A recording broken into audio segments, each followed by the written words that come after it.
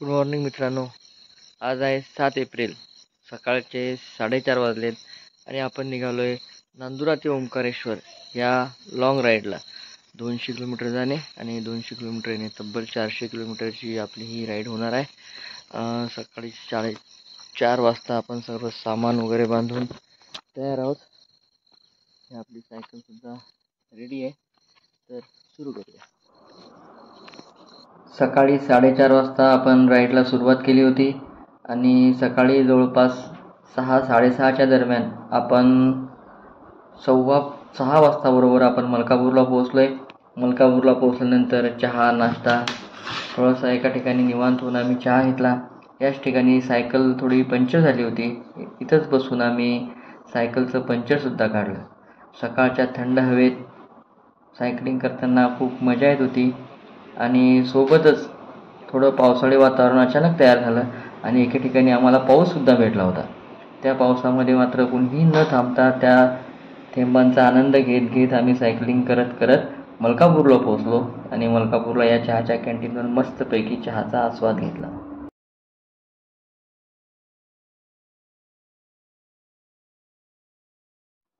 आधी आम्ही स्वतःच पंक्चर काढायचा प्रयत्न केला. एक पंक्चर आम्ही काढलंसुद्धा, पण तरीसुद्धा एक्सपर्टचा हात लागावा म्हणून आम्ही त्या काकांसाठी थांबलो. तर त्या काकांनी त्या टायरमध्ये आणखी एक पंक्चर आम्हाला काढून दाखवलं.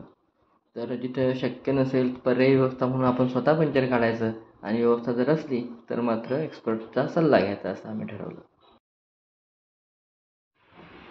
सायकलिंगच्या प्रवासात सर्वात जास्त मजा असते ती म्हणजे निसर्ग मनमुराद पाहता येतो. वाटेत एका ठिकाणी पूर्ण नदीवरचा हा पूल भेटला. पुलाच्या दोन्ही बाजूंना अथांग पाणी आणि हे पूर्णभर उन्हाळ्यात आपण डोळ्यात साठवून ठेवावं असं या पूर्णेचं रूप या ठिकाणी आहे. अत्यंत निळशार स्वच्छ पाणी पूर्णेचा या ठिकाणी दिसते. या पुलावरून सायकल चालवताना खूप मजा येत होती. आनंदही आम्ही एन्जॉय केला. सायकलिंगच्या वेळेस सर्वात जास्त आपण निसर्गाच्या जवळ पूर्ण आहे. निसर्गाचा हा आनंदच आपला सायकलिंगचा आनंद दुप्पट करत असतो. जळगाव जिल्हा प्रसिद्ध आहे, तो म्हणजे त्यामध्ये पिकणाऱ्या केळींसाठी. जळगाव जिल्ह्यामध्ये एंट्री केल्याबरोबरच आपल्याला हे केळींच्या मोठमोठ्या बागा या ठिकाणी दिसतात. दोन्ही बाजूला जेव्हा ही केळींच्या बागा आपल्याला लागतात तेव्हा आपण सुद्धा खूप खुश होतो, कारण सायकलिंगमध्ये घाम भरपूर येतो. उन्हाळ्याचे दिवस होते, परंतु केळींच्या या बागांच्या मधून सायकल चालवताना मात्र एक थंडावा जाणवतो, एक वेगळ्याच प्रकारचा थंडावा जाणवतो.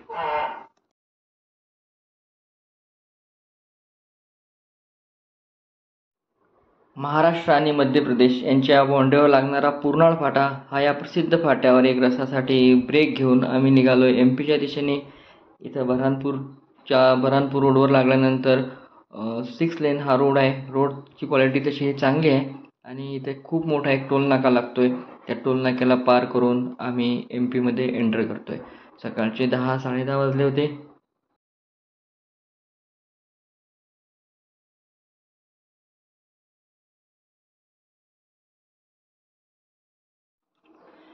हातनूरच्या प्रसिद्ध डॅमवर पोहोचल्यानंतर तिथं त्या बंधाऱ्यावरून पडणाऱ्या पाण्यात आंघोळ करायची आमची इच्छा होती, परंतु पुढे जायला वेळ झाला असता म्हणून आम्ही तो विचार टाळला आणि पुढच्या वाटेला लागलो.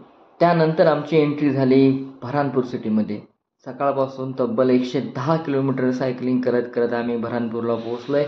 110 किलोमीटर सायकलिंगमध्ये आम्हाला अजिबात थकवा वगैरे जाणवत नाही आहे. बऱ्हाणपुरात पोहोचल्यानंतरही तोच उत्साह कायम आहे. जवळपास 11:30 पावणे 12 वाजलेले आहेत आणि त्यावेळेस आम्ही आहे बऱ्हाणपूर सिटीमध्ये. आता इथंच एक लंच ब्रेक आम्ही घेणार आहोत आणि त्यानंतर ठरवणार आहोत पुढच्या सायकलिंगचं काय. बऱ्हाणपूर सिटीमध्ये 1-2 लंच वगैरे करून नंतर एका शेतात 2-2.5 तास मुक्काम करून दुपारनंतर आमचं सायकलिंग सुरू झालेलं आहे असिरगडच्या दिशेने. वाटेमध्ये झिरी नावाचं एक गाव लागतं आणि या गावामध्ये आम्हाला 400 वर्ष जुनं एक वडाचं झाड पाहायला मिळालं. सायकलिंगमध्ये निसर्गाच्या आपण आणखी जवळ जात असतो. बघा किती छान हे झाड आहे आणि हा वड किती खोडांनी त्याला आधार दिला आहे. पारंब्यांचं रूपांतर त्याच्या खोडात झालेलं आहे आणि हा वड अत्यंत देखणा या ठिकाणी आहे. झिरीला जर गेला तर नक्की बघून या.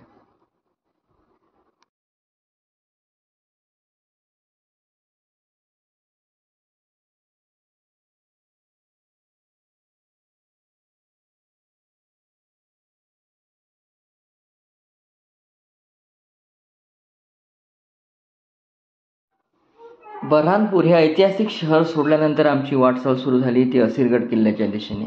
असिरगड किल्ल्याकडे पोहोचताना वाटेत सर्वात अवघड असा असिरगड घाट लागतो. हा घाट चढाईचा तर आहेच, सोबत सर्वात खराब रस्ता जर कुठे म्हटला असेल आम्हाला तो या असिरगड घाटात. जवळपास 30 ते 35 किलोमीटर लांबीचा हा घाट, आणि हा घाट आपल्याला खूप दमवतो. सायकलिंगने जर आपण ओंकारेश्वर जात असू तर या प्रवासातला असिरगड घाट क्रॉस केल्यानंतर जवळपास 9-9:30 वाजता आम्ही एके ठिकाणी रस प्यायला थांबलो, आणि त्या गावातल्या माणसाने आमची अत्यंत चांगली निवासाची व्यवस्था गायत्री मंदिरामध्ये केली. शेगाव नावाचं एक गाव होतं, त्या गावामध्ये आम्हाला एक खूप छान मंदिर, खूप छान माणसं मिळाली. त्यांनी आम्हाला गाद्या, फॅन आणि अंघोळीची सुद्धा व्यवस्था केली. एवढ्या रात्री एवढी चांगली व्यवस्था होणं खरंच हा आमच्यासाठी खूप आनंददायक अनुभव होता. अत्यंत चांगली झोप घेऊन आम्ही आता उद्या सकाळी लवकर उठून ओंकारेश्वरच्या दिशेने आमची राहिलेली राईड पूर्ण करणार आहोत. प्रवासात अशी खूप चांगली माणसं भेटतात, आणि अशी चांगली माणसं भेटणं हेच आपल्या प्रवासाचं एक संचित असतं, एक आठवण असते, आणि यामुळं आपला चांगुलपणावरचा विश्वास आणखी वाढत जातो. सकाळी परत 5 वाजता उठून आम्ही राईडला सुरुवात केलेली आहे. छान मस्त सकाळ आहे. राहिलेलं अंतर आहे फक्त 50 ते 55 किलोमीटर. त्याला की आम्हाला जास्त वेळ लागणार नाही. मस्त कानात हेडफोन घालून 6 लेनवरून हा प्रवास सुरू आहे. यावेळेस मस्त जगजित सिंग आणि चित्रा सिंगची गाणी मी ऐकत होतो. अत्यंत छान गझल त्यावेळेस माझ्या कानामध्ये ऐकली होती. गझलेचे शब्द असे होते, सफर में धूप तो होगी निकल सको तो चलो, सफर में धूप तो होगी निकल सको तो चलो, भीड़ में सब है लेकिन निकल सको तो चलो. त्यानंतर जवळपास 9-9:30 वाजता आम्ही पोहोचलो आहे डेस्टिनेशन ओंकारेश्वर. ओंकारेश्वरचा त्या दिवशी सोमवती अमावस्या होती, आणि सोमवती अमावस्या असल्यामुळं प्रचंड गर्दी या ठिकाणी होती. आणि त्याच दिवशी जी नर्मदा परिक्रमा केली जाते, नर्मदा परिक्रमेचा शेवटचा दिवस त्या दिवशी होता, आणि एक खूप मोठा जत्था त्या ठिकाणी ओंकारेश्वरला येणार होता.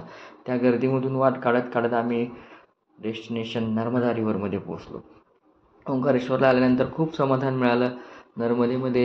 नर्मदेच्या दर्शनाने खरंच खूप बरं वाटतं. अत्यंत स्वच्छ अशी ही नदी. ओंकारेश्वर डॅम बाजूलाच आहे, आणि इथं नदीच्या काठावरती खूप सारे लोक अंघोळ करत होते. इथले घाट, जे अनेक घाट आहेत, ते घाटसुद्धा खूप सुंदर आहेत. इथं प्रशासनाने घाटांची खूप चांगली व्यवस्था केली आहे. नदीच्या पात्रामध्ये मध्यभागीसुद्धा कॉन्क्रीटचं बांधकाम करून आपल्या आधाराला त्यांनी हे उभारलेत, मोठे पोल उभारलेत. नर्मदेच्या पाण्यामध्ये यथेच्छ पोहण्याचा आनंद आम्ही घेतला. लोक असं म्हणतात की नदीच्या पाण्याने, तीर्थाच्या ठिकाणच्या पाण्याने आंघोळ केली तर पापं धुवून जातात. पापं वगैरे कितपत धुवून जातात हे तर आपल्याला माहिती नाही, परंतु दिवसभराचा थकवा, शीण, मानसिक जे बर्डन असेल, हे सगळं मात्र अशा निसर्गाच्या ठिकाणी गेलं की आपण विसरून जातो. एकदा तरी नर्मदेचं दर्शन करावं ही माझी खूप दिवसापासूनची इच्छा होती, ती या निमित्तानं पूर्ण झाली. त्यानंतर आम्ही फ्रेश होऊन झुलत्या ब्रिजवरून ओंकारेश्वर ज्योतिर्लिंगच्या दर्शनासाठी गेलो. दर्शनाला नाही म्हटलं तरी बरीचशी गर्दी होती या ब्रिजवर. या ब्रिजचं वैशिष्ट्य असं की 2च सपोर्टवर हा ब्रिज उभा आहे, आणि याला मध्ये कुठलाही सपोर्ट नाही आहे. लोखंडी मोठमोठ्या बारवर हा ब्रिज या ठिकाणी उभा आहे, आणि त्या ब्रिजवरून चालताना खूप मजा येत होती. त्यानंतर आम्ही ओंकारेश्वर ज्योतिर्लिंगच्या दर्शनाच्या बारीमध्ये लागलो. जवळपास 15 ते 20 मिनटं आम्हाला दर्शनासाठी लागले. कमी वेळ लागणार होता, म्हणूनच आम्ही बारीमध्ये थांबायचा निर्णय घेतला. अन्यथा आम्ही मुखदर्शनवर सुद्धा समाधान मानलं असतं. नर्मदेचं हे खास दर्शन ओंकारेश्वर पुलावरून आपण या ठिकाणी बघताय. इथं 2 पूल आहे, एक हा झुलता ब्रिज, आणि बाजूला जो आहे तो रोडसाठी, वाहनांसाठी एक कॉन्क्रीटचा ब्रिज आहे.